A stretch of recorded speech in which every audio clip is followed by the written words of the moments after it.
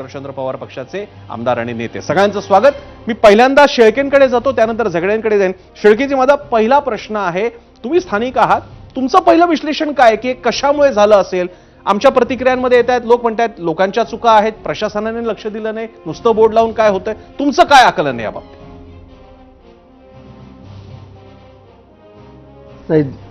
घटना घडली, नक्कीच दुर्दैवी आहे।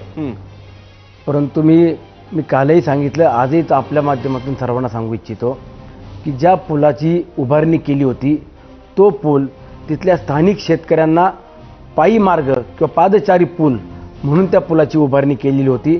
शेतकऱ्यांनी फक्त त्या पुलावरनं जाणं येणं करणं याकरता तो पूल होता। परंतु काल शनिवार आणि रविवार 2 दिवस मोठ्या प्रमाणामध्ये त्या ठिकाणी पर्यटक आले। पर्यटक जवळपास 3 ते 5 हजार एवढ्या संख्येने पर्यटक होते आणि पर्यटकांना ज्या पुलावरती जाण्याकरता निर्बंध घातले होते किंवा ज्या पुलावरती आपण जाऊ नये अशा पद्धतीने फलक लावले होते, तरीसुद्धा मोठ्या प्रमाणामध्ये पर्यटक त्या पुलावरती उभे होते। काही टू व्हीलर घेऊन देखील पर्यटक त्या पुलावरती असलेला आपण पाहिलं।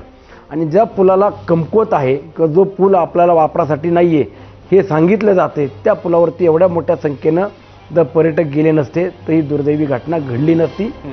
परंतु या पुलाच्या बाजूला नव्यानं देखील राज्य सरकारच्या माध्यमातून आम्ही मागच्या वर्षी नवीन पूल मंजूर केला, त्याची वर्क ऑर्डर देखील देण्यात आली आणि त्या पुलाचं काम थोड्या काही दिवसांमध्ये सुरू देखील होईल।